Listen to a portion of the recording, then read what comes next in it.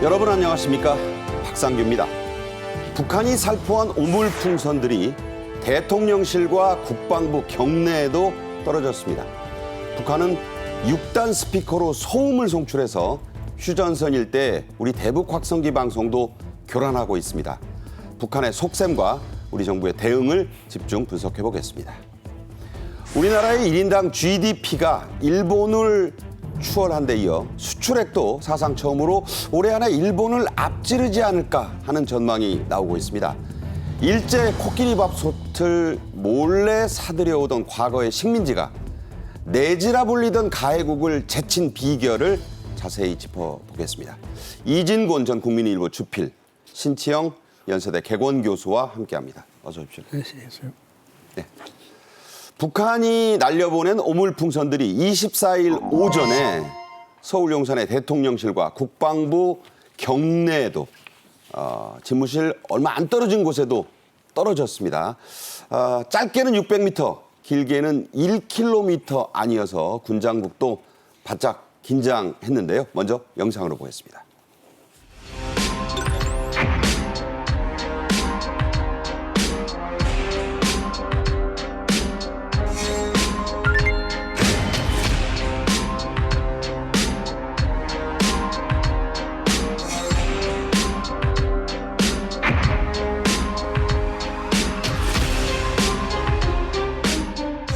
북한은 쓰레기 풍선을 추가 부양하였고 이에 우리 군은 대북 확성기 방송을 전 전선에서 시행하고 있습니다.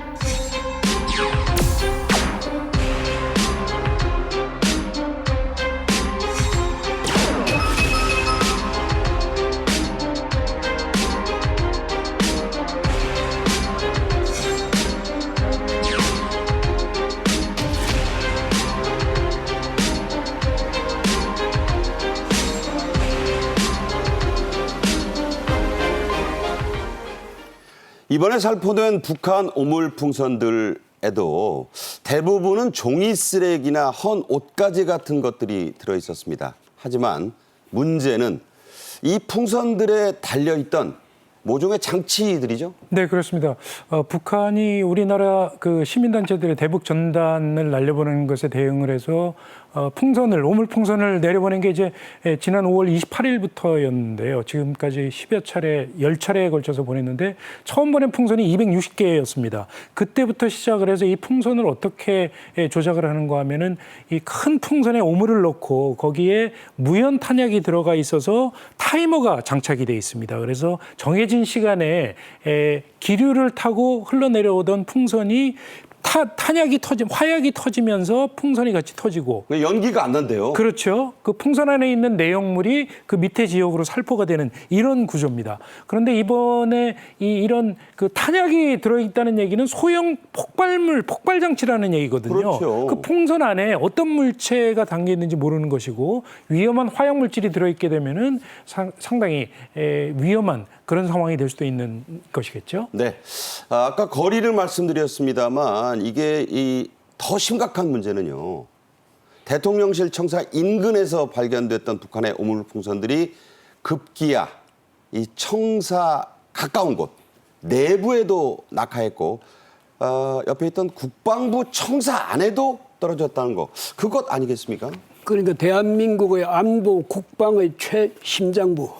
핵심 심장부에도 떨어졌다는 게 저기 이제 우리가 생각할 때는 아주 쇼킹한 문제인데 물론 저 사람들이 북한에서 무슨 뭐 그걸 그쪽을 겨냥해서 정확히 오고 그런 건 아니잖아요. 저 풍선이 그냥 날려 보내다면서 그 기류를 타고 서울 지역 이번에는 그러니까 중구에 주로 많이 떨어졌다고 해요. 그런 식으로 오는데 저 대통령실이나 국방부도 예외가 될 수 없다. 이제 이걸 보여준 거고 그런 점에서 상당히 좀 심각한 문제고 그다음에. 거기에 김여정이가 거기에 뭘 넣어서 보낼지 어떻게 알아요? 앞으로도 문제죠. 예, 그러니까 그러니까 그쪽에서도 아마 우리한테 그런 것을 경고하는 걸 거예요. 우리가 뭐든지 넣어서 보낼 수 있어. 어디든 보낼 수 있어. 이렇게 되니까 우리가 여기에 대한 대응도 그냥 확성기 정도가 아니라 정말 근본적으로 저 사람들이 그런 장난을 못 치게 할 수 있는 그런 대응책을 마련해야 되지 않을까 생각이 됩니다. 네. 그런 어떤 근본적이고 실질적인 대응책을 이제 시급하게 좀 고민해야 된다는 말씀이었습니다. 논란이 좀 커지자 대통령실은 공식 입장을 내놨습니다. 그렇죠. 방금 전에 말씀하신 대로 대통령실까지 그 오물풍선이 터져서 그 오물이 떨어지도록 그렇게 놔둔 이유가 무엇이냐라는 그런 논란이 거세진 것이었죠. 그래서 대통령실에서 해명을 하기로는 관측 장비로 풍선이 계속 용산 쪽으로 다가오는 것을 계속 감지를 하고 있었고 모니터링을 하면서 그 풍선이 터질 경우에 어떻게 대응을 할지에 대해서 대책을 계속 세워두고 있었다라고 이제 해명을 한 것이죠. 그래서 오물이 대통령실 경내에 떨어졌을 때 화생방 대응팀을 즉각 불러서 곧바로 그 오물이 어떤 오염이 되지는 않았는지 위험 물질은 아닌지 이런 거를 검사를 하고 난 뒤에 위험성이 없다는 것이 파악이 되고 나서 이제 수거를 했다는 것이죠. 네. 일단 하여튼 지금 이 풍선 안에 어떤 물질이 들어가 있는지 모르기 때문에 하늘 위에 날아다니는 동안에는 터뜨릴 수 없다라는 게 우리 공식적인 입장입니다. 네. 그리고 앞으로도 이 풍선을 위에 떠다니는 동안에는 터뜨리지 않겠다. 내려올 때까지 자폭이 돼서 물질이 지상에 떨어질 때까지 일단 모니터링을 하고 있다가 터지고 난 다음에 대응을 하겠다는 게 지금 공식적인 입장입니다. 네. 이번에 날아와서 살포된 북한 이 오물풍선, 쓰레기 풍선들은 서울 도심 곳곳에 또 이렇게 흩어져 떨어졌습니다. 기상당국은 기류를 잘 탄 탓이라고 했습니다만 서울의 중심 중의 중심이라 해서 이름도 가운데 중자를 쓴 중구, 여기 피해가 컸어요. 예, 그러니까 지금 말씀하신 대로 이제 풍선은 기류로 가지고 우리도 여기서 이제 탈북민 단체들이 북한으로 그 풍선을 보낼 때 기류를 봐가면서 보내거든요. 안 그러면 보냈던 게 오히려 남쪽으로 올 수가 있으니까. 북한에서 그래서 항상 기류를 면밀히 보고 거기에 맞춰서 이제 보낼 텐데 어쨌든 저렇게 풍선을 계속 보내면 우리 안 가는 데가 없을 거예요. 저기 중부 이남까지도 갈 수 있으니까. 저곳이 예. 이제 그 바로 덕수궁 돌담길 뒤편입니다, 여러분. 가보신 분들 많을 거예요. 네. 수요일 오후 시간에 정동길에 산책 나왔던 시민들, 의료원 환자, 유가족들 깜짝 놀랐다고 해요. 그럼요. 왜냐하면 풍선은 소리 없이 내려오잖아요. 그다음에 우리가 사실 공중에 떠 있을 때는 육안으로 보기도 어렵거든요. 군대에서도 아마 그 식별하기가 어려울 거예요. 그러다 어느 순간에 보면 눈앞에 저렇게 쓰레기 뭉치가 떨어지고 이렇게 되니까 시민도 놀랄 수밖에 없죠. 예. 네. 다행히 인명피해나 오염물질에 따른 추가 피해는 없었습니다. 하지만 이 김포공항의 항공기 운항은 50분 가까이, 그것도 한두 번도 아니고 여러 번 금지가 됐었다고요? 네, 그렇습니다. 어제 이 김포공항 그 내에 대한항공 본사 건물이 있는데 그 대한항공 본사 건물 상공에 이 저 풍선으로 북한의 오물풍선으로 추정이 되는 풍선 3개가 포착이 됐다는 것이죠. 네. 그래서 곧바로 한국공항공사에서 오후 5시 22분부터 6시 11분까지 49분 동안 비행기 이착륙을 금지를 시켰는데 5시 22분에 처음으로 중단을 시킨 다음에 한 10분 동안 중지가 됐고 그렇게 한 3차례 정도를 반복을 했다는 것입니다. 그러니까 풀었다 해제했다. 그러니까 그렇죠. 걸었다 풀었다 그랬다는 거죠. 그렇죠. 이제 비행기가 내리다가 또는 이륙을 하다가 풍선과 부딪혀서 어떤 안전상의 사고가 날지 모르니까 그걸 미연에 방지하기 위해서 그런 조치를 취했다고 설명을 했습니다. 네. 기장이 영어로 더티 벌룬, 그렇게 이제 더러운 풍선이다. 이렇게 해서 승객들이 그게 오물풍선인가 보다. 그런데 한참 대기했다. 이런 제주발 서울행 항공기의 승객의 증언도 나왔습니다. 신원식 국방장관은 일본 요미우리 신문과의 인터뷰에서 북한이 오물풍선 도발보다 더 강도가 높은 도발을 할 가능성이 충분하다. 이렇게 말했네요. 예, 그 북한이 본래 그 모험주의자들 아닙니까? 근데 김여정이는 좀 더 유난스러운 것 같아요. 그래서 뭐 전에도 자기들이 이미 우리한테 계속 경고했습니다만은 우리가 탈북민 단체에서 이 풍선을 보내면 그 원점을 자기들이 타격하겠다 뭐 이런 식으로 협박을 해봤는데 지금 신 장관 이야기로는 그 정도가 아니고 앞으로 뭐냐면 지뢰를 매설한다든지 무인기를 이용해서 또 전단을 살포한다든지 뭐 GPS를 교란한다든지 GPS 교란 전에도 한번 한 것 같은데. 했었어요. 어선들. 예. 예. 그다음에 사이버 공격. 사이버 공격도 저 친구들은 아주 그게 뭐 전문이니까. 해커들도 많고, 그런 해커지를 앞으로도 계속 해 나갈 수가 있다. 그러니까 이런 우리도 이 전방위적인 대응책을 세워야 되지 않을까 생각이 드네요. 예. 김여정이 지난 16일에 한국에 대한 대응 방식의 변화를 우리는 주겠다라고 이미 예고를 했어요. 그러니까 전방위적으로 우리를 해코지 하겠다는 것 아닙니까? 괴롭히겠다. 그것이 이제 더 발전하면 당신들은 우리 이 공격을 감당하지 못할 상황이 올 수도 있다. 그러니까 한미일, 미국 너무 믿고 우리한테 너무 그러지 말라 뭐 이런 경고도 되는 거죠. 예. 네. 이게 김여정의 성정이 한번 한다면 또 하는 그런 성격이니까 이런 경고를 흘려들으면 절대 안 된다는 생각이 듭니다. 신원식 장관은 이번 인터뷰에서 한미일 안보 협력 문서가 거의 합의가 돼서 지금 최종 조율 중이라고 했습니다. 자, 이게 왜 중요하고 또 얼마나 중요한 거죠? 네, 그러니까 신원식 장관의 설명은 이게 문서로 합의가 되어 있지 않으면 이 정권 상황에 따라서 유동적으로 하던 훈련을 중단할 수도 있고 안보 체계가 흔들릴 수도 있고 하는 거니까 문서로 일단 남겨놔야 된다는 게 이제 신원식 장관의 생각입니다. 그래서 예를 들면 지난달 말에 한미일 공동 훈련인 이 프리덤 엣지라는 훈련이 열렸는데 여기에 뭐 핵 추진 항공모함도 대거 참여를 해서 대대적으로 훈련을 했습니다. 이 훈련이 작년 8월에 캠프 데이비드에서 열렸던 한미일 정상회의에서 합의가 돼서 이루어진 훈련이었거든요. 그런데 예를 들면 이 훈련을 문서로 합의해 놓지 않으면 정권이 바뀌었을 경우에 훈련을 중단이 될 수가 있으니까 이런 것을 미연에 방지하겠다 이런 뜻을 가지고 있고요. 뭐 예를 들면 일각에서는 이에 대해서 지금 이제 트럼프 전 미국 대통령 같은 경우에 한미일 안보 체계에 대해서 다소 소극적인 입장을 좀 보이고 있기 때문에 김정은 만나고 싶다고 하잖아요. 그렇죠. 그런 거를 좀 대비하기 위한 조치라는 그런 해석도 나오고 있고요. 그래서 이 한미일 그 안보 문서에서 정리를 하려고 하는 것은 방금 전에 말씀드렸던 것처럼 프리덤 엣지 훈련을 어떻게 할지, 언제 할지, 어떤 규모로 할지를 구체적으로 문서에 작성을 하겠다는 것이고요. 그리고 한미일 공동 안보 체계의 구체적인 틀을 그 문서를 통해서 합의를 하겠다 이런 뜻을 밝히고 있습니다.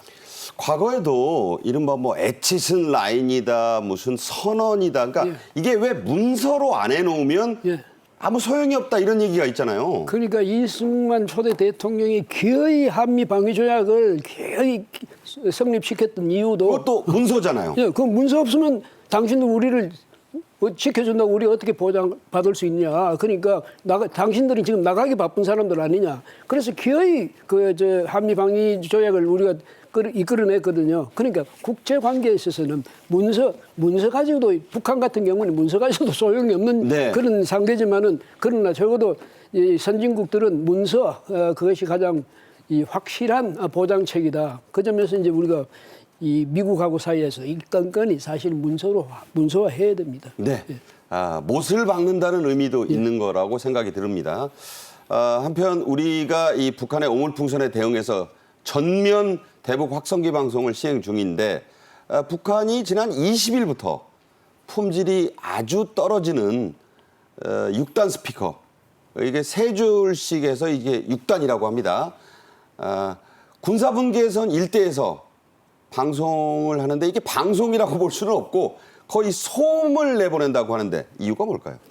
아니 그 방송을 그 3km 정도밖에 못 간답니다. 출력이 낮으니까 뭐 이 스피커 개수도 몇 개 안 되는 데다가 출력이 낮으니까 사실은 해봐야 그 무슨 말을 하는지가 들리는 것도 아니고 하니까 계속 우리 소리가 안 듣, 소리를 방해하는 거죠. 그래서 소음을 계속 내보내는 모양인데 저건 굉장히 좀 답답하다. 거기에 비해서 우리는 어떻습니까? 우리는 보니까 8개 8단이에요. 그럼 그렇죠. 참 8개 6단이에요. 그 18,000개예요. 그 500와트의 그 출력으로 보내니까 이게 밤 되면 24km, 뭐 30km까지도 간다고 그래요. 그러니까요. 그러니까 이 북한은 한테서는 이게 가장 큰 위협적인 그런 공격 무기가 되는 셈인데 아마 지금도 당황은 하겠지만 우리도 질 수 없다. 안 진다 이래서 저렇게 하긴 하는데 아마 얼마 안 있으면 저기서도 뭔가 신호가 올 거예요. 네. 이거 우리 못 견디겠다. 그러니까 뭐 신호가 오겠죠. 예. 네. 자, 이게 안보 상황이 이 풍선 한가하게 떠다니다 쓰레기 종이 떨어진다고 그렇게만 봐야 될 상황이 절대 아니란 말씀을 드리고 있습니다. 22일 워싱턴 DC에서 한미 외교국 고위협의, 차관복급 국장급 협의가 열렸습니다. 자, 어떤 의제들을 어떻게 논의한 거죠? 네, 지난 22일 날 워싱턴 DC에서 열렸는데요. 우리 쪽에서는 이제 이준일 외교부 한반도 정책국장이 참여를 했고요. 미국 국무부에서는 세스 베일리 대북 특별 부대표가 참여를 했습니다. 이 세스 베일리 부대표는 지금 현재 미국 국무부에서 북한 문제를 담당하는 최고위 인사입니다. 정박의 후임이죠? 그렇습니다. 네, 일단 이날 회의에서 가장 우선적으로 논의가 됐었던 건 이 대북 오물풍선과 같은 이런 이런 그 도발 행위를 좀 규탄을 하는 이런 데 뜻을 모았고요.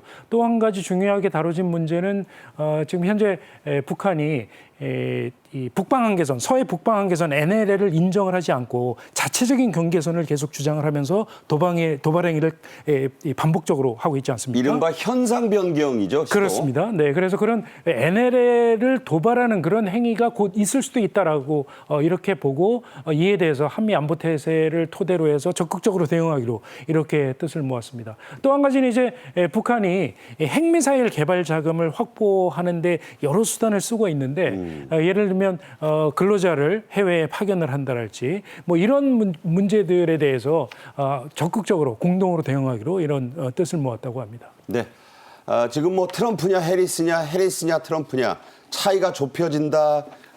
뭐 투표해봐야 한다. 참 다시 박빙 구도로 가고 있거든요.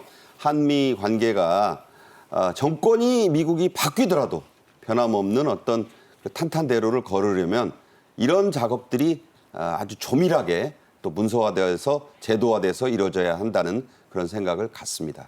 한편 우리 공군은 미국, 이탈리아, 프랑스 등 세계 16개국 공군 항공기들과 호주 다윈, 이것이 어디냐면요. 호주 북부의 사막지대예요. 그 상공에서 다국적 연합공중훈련을 하고 있습니다.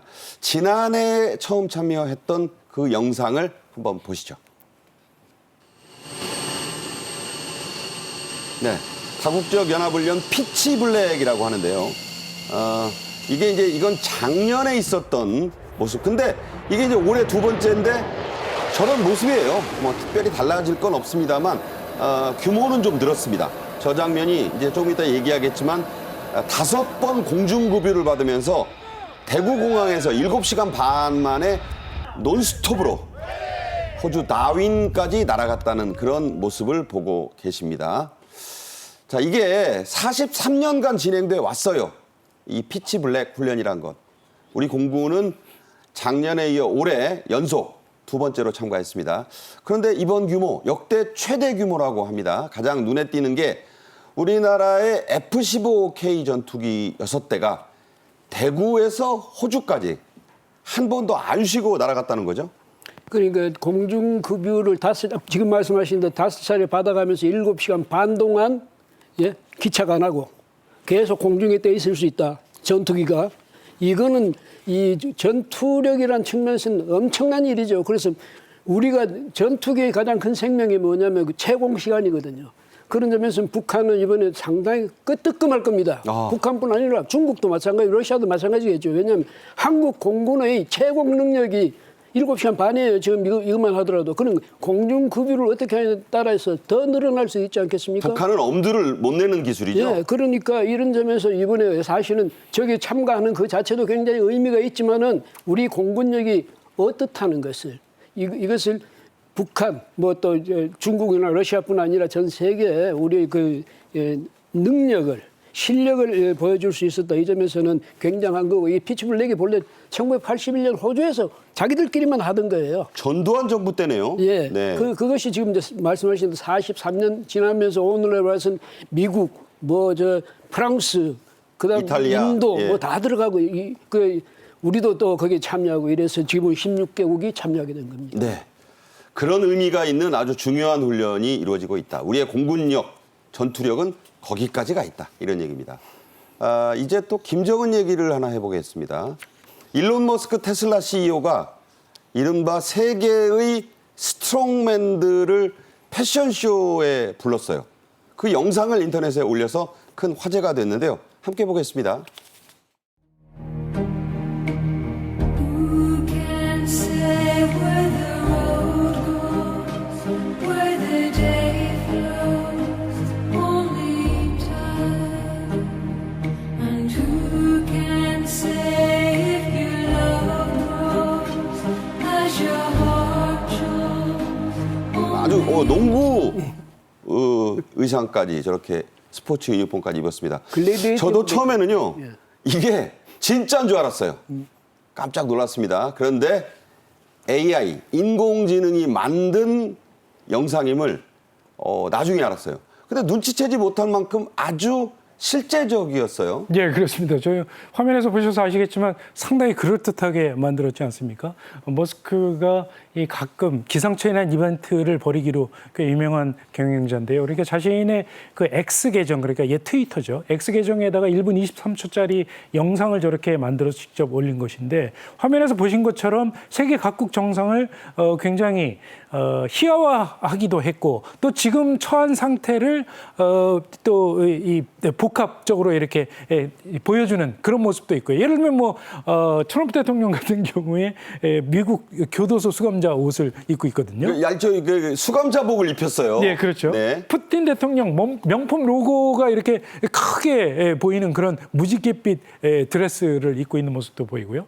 뭐 김정은 위원장 킴이라고 이렇게 새겨진 힙합풍 후드티를 입은 모습도 보이고 있고 상당히 그 희화하는 그런 모습이기도 한데 정말 그럴듯하게 만들었는데 전 세계적으로 화제가 돼서 한 1억 4천만 회 정도의 조회수가 나왔다고 합니다. 네. 자, 이 AI 기술뿐 아니라 이 풍자도 화제가 됐습니다. 재밌게 비틀었어요. 그 어떤 게 있나요? 예, 근데 지금 이미 신 교수 말씀해 주셨지만 재밌는 것 중에 하나가 김정은이가 저거 보면 저 자본주의적인 그거 아닙니까? 힙합 후드티를 입고 여기 금목걸이하고 이렇게 하는 걸 보면 제가 볼 때는 김정은이가 가장 희화화된 것 같은데 물론 국제 정치에 있어서 국제적으로 아주 그 정치적 리더들을 이런 희화화 대상으로 하면서 사람들이 마음에 일단 여유를 가질 수 있도록 하는 점도 있고 재미있게 하는 점도 있고 또 저것이 AI가 예술적으로도 또 이렇게 발전할 수 있다는 걸 보여주기도 하는데 저는 뭐가 이제 우려되느냐면 앞으로 우리가 맞아야 될 세상은 진실과 허위가 동시에 존재하는 거예요. 네. 그런데 어느 것이 진실인지 어느 것이 허위인지를 구분할 수 없는 그런 시대가 오겠죠. 케이오스네요. 예. 그래서 자 이런 것은 이제 앞으로 거기에 대한 진실을 가려내는 그런 기술도 개발돼야 되는 것 아닌가 이런 생각이 듭니다. 네. 저게 가짜 뉴스냐? 바이든이 위독하다는 뉴스가 어제부터 계속 떴어요. 이것도 가짜 뉴스였습니다. 여러분 잘 보셔야 되는 그런 세상에 우리는 살고 있습니다. 다음 주제로 가죠. 우리나라의 수출액이 역대 2위를 기록하면서 사상 최초로 일본의 수출액도 넘어설 수 있는 것 아니냐. 실제 그런 가능성이 크다. 이런 전망이 나왔습니다. 짜증나는 무더위, 또 길어지는 장마를 잠시나마 잊게 해주는 희소식이 아닐 수 없는데요. 먼저 날씨부터 좀 알아보겠습니다. 기상청의 이원길 통보관이 전화로 연결되어 있습니다. 이 통보관님 나와 계시죠? 네, 안녕하세요. 이원길입니다. 네, 걱정이 좀 있었던 이 태풍 개미는 대만, 중국으로 빠져나간다고 하는데요. 더위와 소나기, 우리에겐 여전히 아주 이 기승을 지금 부리고 있네요. 네, 그렇습니다. 제3호 태풍 개미는 지금 현재 강도는 강으로 좀 분석되고 있고요. 태풍은 오늘 25일 밤쯤 중국 내륙으로 상륙하여서 계속적으로 북북 터진할 것으로 예상됩니다.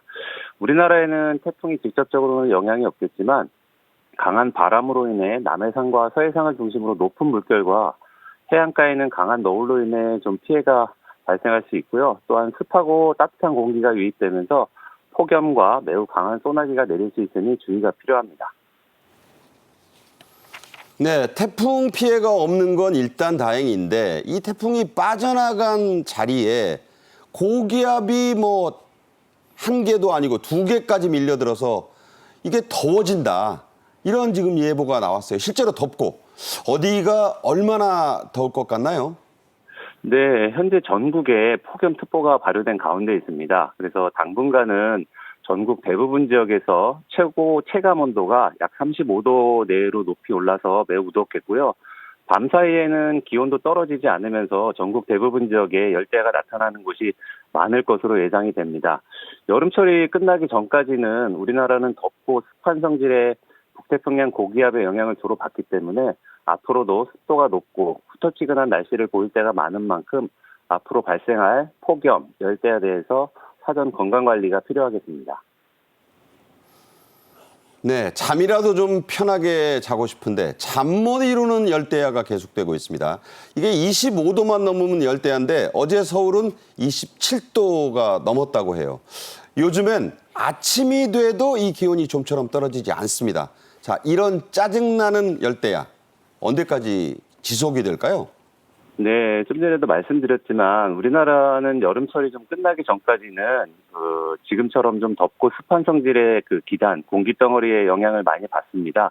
그래서 좀 여름이 끝나기 전까지는 좀 이런 습도가 높고 후텁지근한 날씨, 그리고 밤에는 좀 전에 말씀하셨던 것처럼 25도 이하로 떨어지지 않는 열대야가 나타날 가능성이 많기 때문에 항상 기상 정보에 좀 관심을 가져주셨으면 좋겠습니다.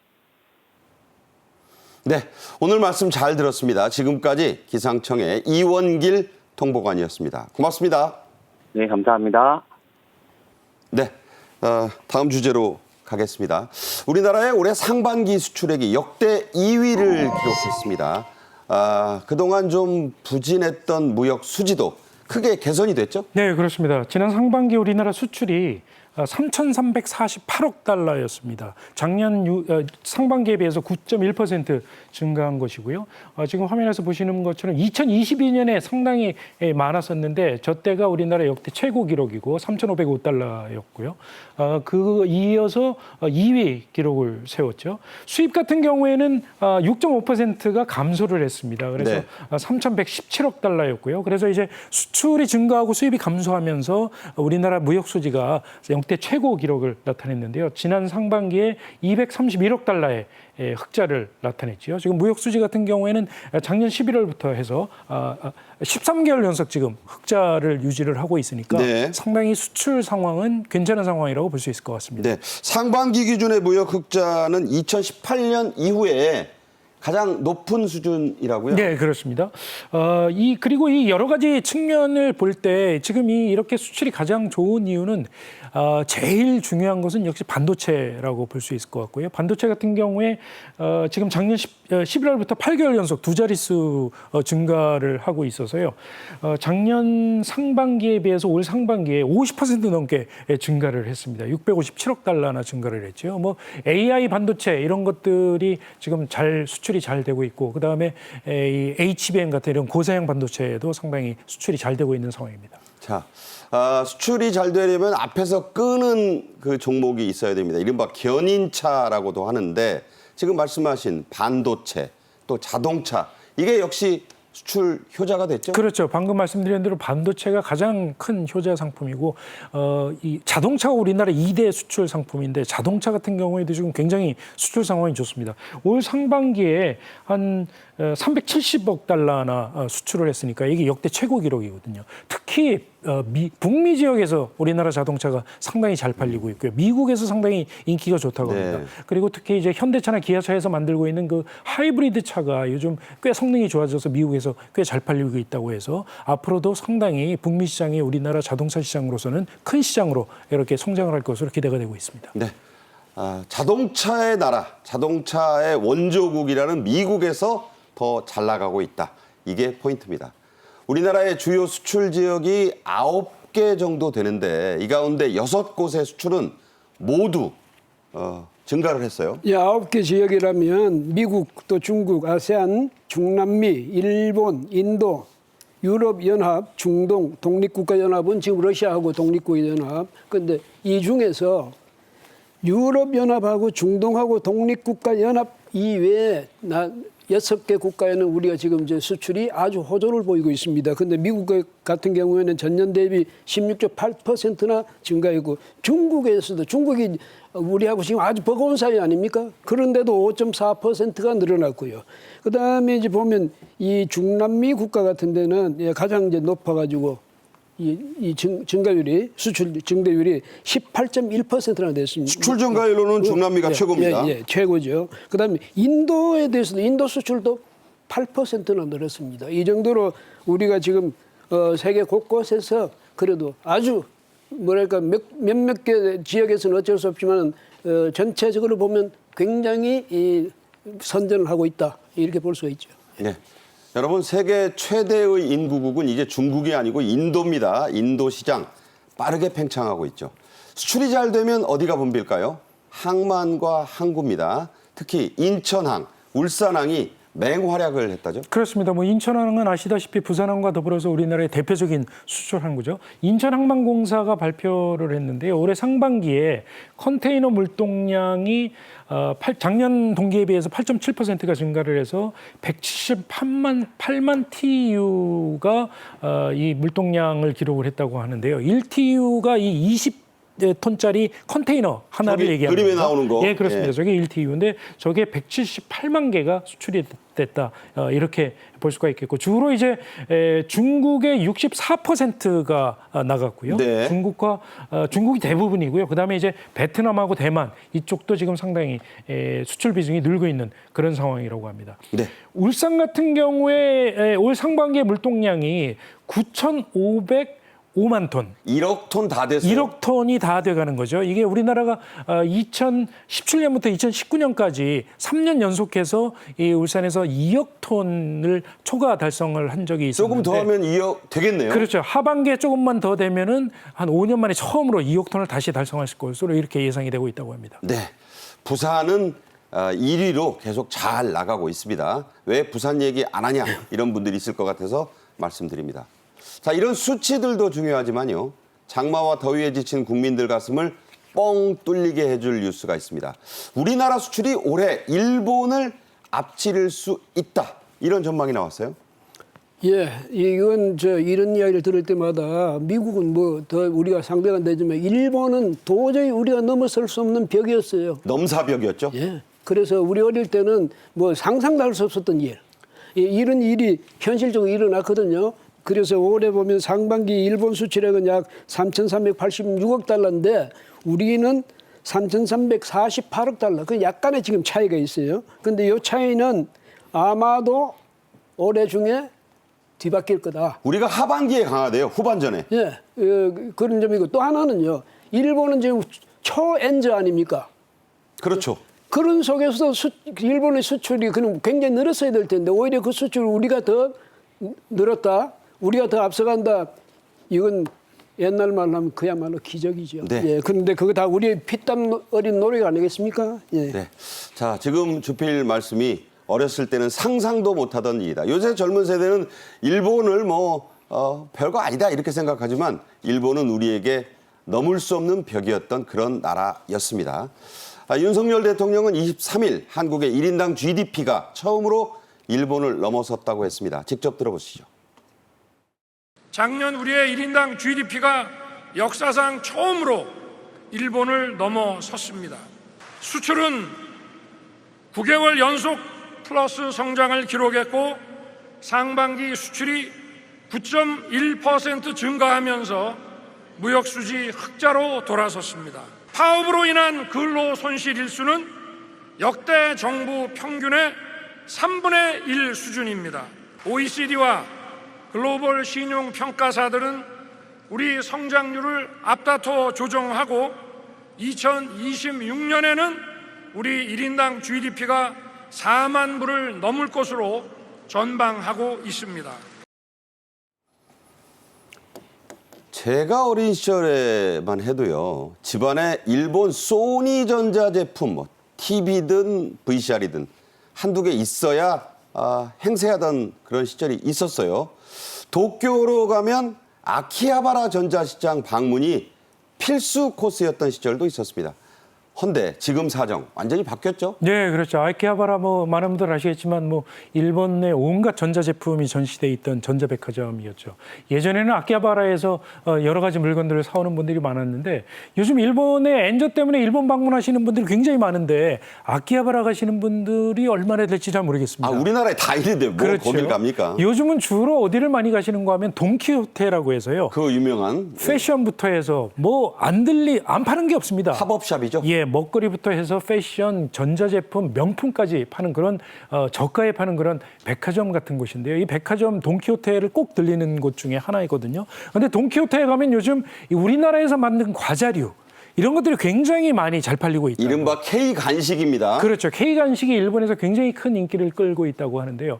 뭐 예를 들면 이제 삼양식품 같은 경우에 지난달 21일에 일본 시장만을 겨냥을 해서 불닭 소스가 가미가 된 감자칩 제품을 만들었다고 하거든요. 그래서 저 방금 말씀드린 돈키호테 이런 데 통해서 판매를 했는데 한 달 만에 30만 봉지가 팔렸다고 30만 합니다. 봉지예요? 예, 30만 봉지가 팔렸으니까 어마어마하게 팔린 거죠. 풀무원 일본 법인 같은 경우는 이제 두부바라고 해서 단백질 간식을 만들었는데 이 단백질 간식이 일본 편의점에서 굉장히 불티나게 네. 또 팔리고 있다고 하는 것이거든요. 이렇게 네. K 간식이 일본 시장을 또 서서히 잠식해 가고 있다고 이렇게 볼 수 있을 것 같습니다. 네. 우리가 일본을 경제 식민지로 만들 날이 오지 않을까 그런 희망을 또 가져봅니다. 이주필께서는 생생하게 기억하실 줄로 압니다만 일제 코끼리 밥솥이라는 게 있어요. 이게 이제 조지루 씨 마오빙이라는 회사에서 만든 건데 우리 부인네들이 이걸 몰래 들여오려다 적발돼서 망신을 산 사건이 있었죠? 예, 그게 1983년 1월이었습니다. 근데 이제 이 주부클럽에서 그 일본에 가서 단체로 갔다 오면서 그걸 사오는데 그게 그 부관 페리 이런 저 부두에 부산 부두에 그게 코끼리 밥솥이 가득 차 있거든요. 저런 게 이제 나왔어요. 예. 막 줄줄이 예. 부인네들 그 여행 가방에서. 예, 이제 보십시오. 그래 저렇게 되니까 저것 때문에 이제 사회적 문제가 돼가지고 언론들이 굉장히 떠들고 했는데 사실 저 무렵에는 일본 가면 적어도 다른 건 몰라도 코끼리 밥솥은 사와야 된다.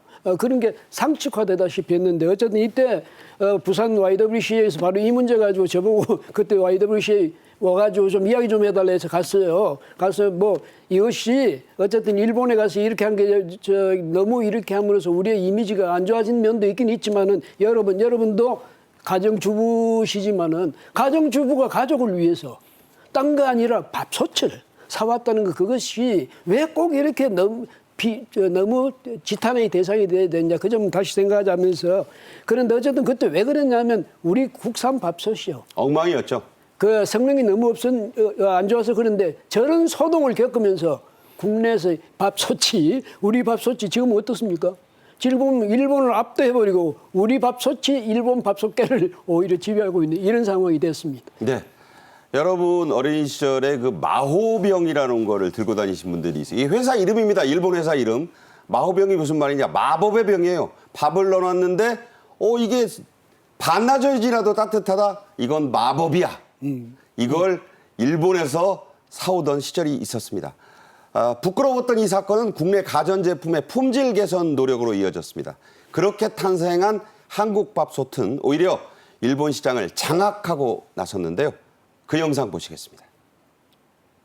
후쿠 홈시스는 놀라운 속도로 국내 밥솥 시장을 점유해가기 시작했습니다. 대기업의 밥솥뿐만 아니라 일본의 코끼리 밥솥까지 순식간에 따돌렸습니다. 쿠쿠는 한국인의 밥맛을 넘어서 전기밥솥의 종주국이라는 일본을 공략하고 나섰습니다.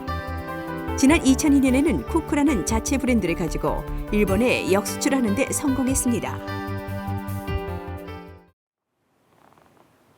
저도 30대 기자 시절에 1990년대 초에 어머니 드리려고 코끼리 밥솥 사오다가 공항에서 망신 아닌 망신 사고 제가 부탁했던 기억이 나는 사람입니다. 지금은 한국 전자밥솥을 일본 사람들이 사다 달라고 부탁하는 그런 세상이 되지 않았어요? 네, 그렇습니다. 일본이 말이죠. 전기밥솥을 처음 발명한 게 1921년입니다. 우리나라가 가마솥에 밥을 해 먹을 때 저기 전기밥솥을 만들었는데 전장에서 사용하기 위해서 처음 개발을 했는데 조금 전에 말씀하신 코끼리 밥솥이 1974년에 조지루 씨가 만들었거든요. 1974년도에 만들 때만 해도 우리나라에는 전기밥솥이라는 게 존재하지 않을 없었죠. 때였었죠. 네. 그래서 일본의 전기밥솥, 이 코끼리 밥솥이 수백만 개가 날개 돋친 듯 팔리면서 이 전자밥솥의 표본이 됐었죠. 그러니까 집에 코끼리 그려진 밥솥이 있어야 그때 행세 좀 했어요. 그때도. 그렇죠. 그러다가 쿠쿠라는 곳이 90년대 중반에 처음으로 전자밥솥을 만들었는데 그 전자밥솥이 꽤 괜찮았습니다. 이 우리나라 그 가마솥에서 지은 것처럼 고들고들하고 구수하고 이런 맛이 나서 상당히 인기가 좋았는데 그리고 나서 2002년에 한일 월드컵이 열렸을 때 2002년 10월부터 일본으로 쿠쿠밥솥이 수출이 되기 시작했거든요. 그랬죠. 그러고 나서부터 일본에서도 상당히 입지를 굳혀가기 시작을 했고 결국은 코끼리밥솥이 사라지기까지 했죠. 지금은 일본 시장 1위가 쿠쿠입니다. 그렇습니다. 조지루 씨가 지금은 이제 전기밥솥보다는 보온병이랄지 텀블러 이런 거에 좀 주력을 하고 있어서 거의 일본 시장도 쿠쿠밥솥이 거의 장악을 하고 있다고 이렇게 볼 수가 있거든요. 그러니까 네. 일본에서 오히려 우리 쿠쿠밥솥을 사는 그런 시대가 왔다고 볼 수 있겠죠. 네, 코끼리 안녕입니다. 조지루 씨라고 일본말로는 합니다. 자, 이젠 K-뷰티로 더 유명해진 한국산 화장품들이 세계 시장을 휩쓸고 있습니다. 특히 중소기업의 화장품이 아주 강세를 보이는데 중소기업 수출 품목 1위 화장품이 지금 차지를 하고 있죠. 예, 그 보니까 화장품 수출이 33억 1천만 달러. 그 이제 지금 말씀하신 대로 1위고요. 이 K-뷰티가 미국 판매량 62%가 급증했습니다. 미국에서. 예, 그 정도로 되어 있고 그래서 이게 역대 최대 수출을 이제 이끌고 있는데 K-뷰티는 본래 전에도 중국 여행객들이 대규모로 왔을 때도 명동에는 그 K 화장품 그 아주 불티나듯이 팔리고 했었거든요. 중국 교포들 안내 세우면 장사가 안 됐잖아요. 예, 그다음에 중국 시장에서도 우리 그 K 화장품이 아주 인기를 끌고 있는데 옛날에는 어땠습니까? 기억에 뭐 프랑스의 랑꼼이라든지 뭐 네. 하듯이 그때 그것도 어떻게 외국에서 누가 손님 오면 얻어서 아 이게 랑꼼이구나 이런 시절이 있었는데 지금은 K-뷰티가 세계적인 그런 상품이 됐어요. 그다음에 K 자체가 세계적인 브랜드가 되지 않았습니까? 이런 점에서는 그야말로 저 격세지감이 있다, 감개무량하다 이런 이제 생각이 드는데 이것 때문에 이제 다만 중국에서는 뭐냐면 아직도 한한령이 있습니다. 그렇죠. 예, 그래가지고 수출이 9.5% 오히려 감소했는데 그러나 중국에 그렇게 거기서 우리 K-뷰티를 막더라도 사람이 아름다워지고 싶다는 욕망은 세계적인 거니까 우리 다른 데서 중국 여성이 한 7억 되잖아요. 예. 그래서 다른 데서 아까 말씀하셨듯이 인도는 인구가 더 많아졌거든요. 그런 시장도 있고 하니까 우리의 K-뷰티 시장은 얼마든지 앞으로도 개척될 수 있다 이런 점이고 그다음에 이건 이제 다만 문제는 정부에서 이걸 가지고 이제 이 뷰티 이거 산업 더 이제 활성화한다든지 이걸 위해서 지금 뭐 여러 가지 노력을 하는데 말로만 아니라 실질적으로 지원이 되도록 정부가 각별히 좀 지원해 주셨으면 좋겠습니다. 예. 네. 키츠의 시가 있습니다. 아름다워지려는 모든 노력은 무죄다. 어떻게 그 아름다워지려는 노력을 막겠습니까? 시진핑도 못 막죠. LA 다저스 선수들이 올해 초에 우리나라에 와서 메이저리그 야구 개막전을 2경기나 했죠. 그 당시에 함께 온 선수들 부인, 여자친구들 우리 화장품 쇼핑하느라 바빴지 않았습니까? 네, 그렇죠. 지난 3월이었죠. LA 다저스가 방한을 해서 경기를 가졌었는데 그때 선수단의 부인 10명이 누구의 초청을 받았다든가 어레인지를 한 게 아니고 그 10명이 자체적으로 그냥 찾아간 겁니다. 네. 강남에 있는 그 올리브영 언주역점을 방문을 해서 여러 가지 화장품을 샀었는데 이 중에 한 분이 그때 산 화장품을 인스타그램에 올리면서 한국 스킨케어가 최고다라는 이런 코멘트를 올려서 상당히 화제가 된 적이 있었거든요. 예전에만 해도 이제 일본이나 중국 관광객들 한국에 오면 면세점을 필수적으로 들렀었는데 지금은 올리브영이 이 K-뷰티의 성지이자 외국 관광객들이 반드시 들르는 곳으로 이렇게 정평이 나 있다고 합니다. 네. 올리브영이 작년 1년 동안에 외국인 관광객이 와서 올리브영을 이용한 건수가 337만 건이라고 하는데요. 이게 무슨 얘기인가 하면은 작년에 우리나라를 찾은 외국 관광객이 1,100만 명이었습니다. 3명 중에 1명이 올리브영에 가서 쇼핑을 했다. 이런 뜻이 되겠죠. 네. 대단합니다. 중소벤처기업부와 식약처가 한국 화장품 수출 지원을 위한 업무 협약까지 체결했는데 정부가 좀 대대적으로 지원하겠다는 거예요? 그렇게 이렇게 지금 성장을 하고 있는 그런 품목도 드물잖아요. 그다음에 이게 되게 중소기업형이거든요. 중소기업형이니까 여기서 이제 중소벤처기업부하고 식품의약안전처가 24일에 그 지금 말하는 K-뷰티 중소벤처기업 글로벌 경쟁력 강화 방안 이것을 위한 그것을 방안을 공동 발표하고요. 업무 협약을 체결했습니다. 그래서 이제 업체도 늘리고 수출도 늘리겠다는 건데 이를테면 지금 지난해 수출이 한 53억 달러 정도였는데 이것을 27년에는 100억 달러 수준으로. 가능할게요. 예, 조기 달성도 될 것 같아요. 그러니까요. 하고 그 중소기업도 관련 중소기업도 이 8,360개에서 1만 개로 늘린다 이런 걸 하는데 정부의 의욕이 넘치는 걸 정말 박수를 쳐서 환영하는데 다만 정말 현장에서 실질적인 지원이 이루어질 수 있도록 해주기 바랍니다. 예. 네. 당부 말씀과 함께 우리 K-뷰티의 맹활약 또 한번 기대해 보겠습니다. 이진곤 전 주필, 신치영 교수와 함께했습니다. 잘 들었습니다. 예. 7월 25일 목요일 생방송 정책인 이슈 여기서 마칩니다. 정책인 이슈는 오후 5시 반과 밤 11시에 2번 재방송이 되고요. KTV 유튜브로 들어가시면 언제든 시청하실 수 있습니다. 많은 시청 부탁드립니다. 저는 내일 오후 1시에 또 뵙겠습니다. 고맙습니다.